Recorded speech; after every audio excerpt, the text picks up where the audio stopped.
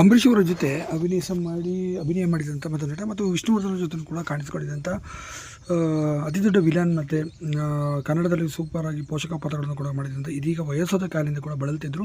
ಸದ್ಯ ಇಂದು ಬೆಳಗ್ಗೆ 3:30 ಸುಮಾರಿನಲ್ಲೇ ಹೃದಯಘಾತದಿಂದ ಜಯನಗರದಲ್ಲಿರುವಂಥ ತಮ್ಮ ಸ್ವಗೃಹದಲ್ಲಿ ಈಗ ಕೊನೆಯುಸಿರೆಳೆದಂಥದ್ದು. ಸದ್ಯ ರಾಜನಕೋಟೆಯಲ್ಲಿ ಇವತ್ತು ಅವ್ರದ್ದು ಅಂತಿಮ ಸಂಸ್ಕಾರವನ್ನು ಕೂಡ ಮಾಡಲಾಗುವುದು. ಕುಟುಂಬದವರು ತಿಳಿಸಿದಂಥದ್ದು ಯಾರು ಅಂತ ನೋಡಿದ್ರೆ ಬಂದರೆ ಇವರು ಬೇರೆ ಯಾರಲ್ಲ, ಸದಾಶಿವ ಬ್ರಹ್ಮಾವರವರು. ಸದಾಶಿವ ಬ್ರಹ್ಮಾವರವರು ಕನ್ನಡ ಸಿನಿಮಾರಂಗ ಕನ್ನಡದ ಅದ್ಭುತವಾದ ಕಲಾವಿದ ಅಂತ ಹೇಳ್ಬೋದು. ಆಕಸ್ಮಿಕ, ಗುರಿ, ಗರುಡ ಧ್ವಜ, ಅಂತಿಮ ತೀರ್ಪು, ಪಾಪಿಗಳ ಲೋಕದಲ್ಲಿ, ಲಾಕಪ್ ಡೆತ್ ಹೀಗೆ ಒಳ್ಳೊಳ್ಳೆ ಸಿನಿಮಾಗಳನ್ನು ಕೊಟ್ಟಂಥ ಭಾರದ್ವಾಜ್ ಅವರು ಅಂದರೆ ಸದಾಶಿವ ಭಾರದ್ವಾಜ್ ಅವರು ಇದೀಗ ಕೊನೆಯುಸಿರೆಳೆದಿರುವಂಥದ್ದು. ತೀವ್ರವಾದ ಹೃದಯಘಾತವಾಗಿ ಬಹು ಅಂಗಾಂಗ ವೈಫಲ್ಯದಿಂದ ಕೊನೆಯುಸಿರೆಳೆದಿದ್ದಾರೆ. ಸರಿ, ಅವರಿಗೆ 88 ವರ್ಷ ವಯಸ್ಸಾಗಿತ್ತು. ಮಕ್ಕಳು, ಪತ್ನಿ ಮತ್ತು ಮೊಮ್ಮಕ್ಕಳನ್ನು ಬಿಟ್ಟು ಇಂದು ಅಗಲಿದ್ದಾರೆ.